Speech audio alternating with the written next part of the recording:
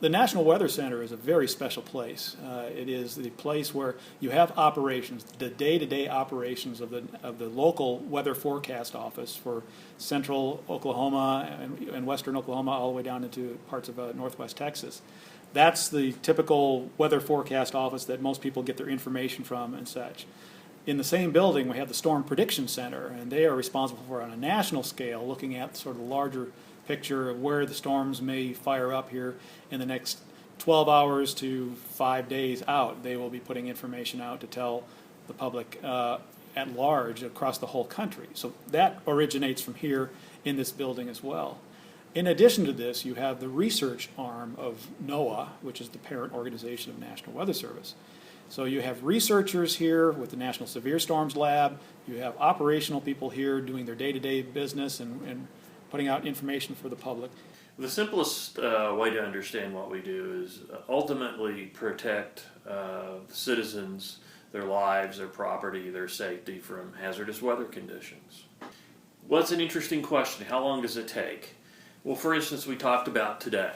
We're not talking about an individual storm today, but we're talking about an environment where storms are possible and tornadoes are possible and diagnosing that. When you get right down to the individual thunderstorm and we get into the time frame that we consider it a tornado warning time frame, that is an hour or less and a warning's in effect and you hear the sirens and the television cut-ins, that varies a lot. How much time you have from when that occurs to when that tornado reaches you and you need to have taken action.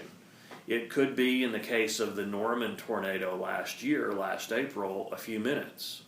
Or for some of the larger, longer-lived tornadoes, it could have been over an hour. I always marvel at the cool-headedness of our National Weather Service forecasters when they are put in that situation of having to make decisions on warnings. Information's coming in that there's a tornado on the ground. And they do an excellent job of keeping their head cool and keeping the public as well informed as they can. The best warnings in the world, the best technology to disseminate those warnings and receive those warnings fail in the end if people don't take shelter or take the right action. So it's really important, if you live in this part of the country, that you understand what can happen and where you need to go and what you need to do with you and your family in the final moments before that tornado strikes.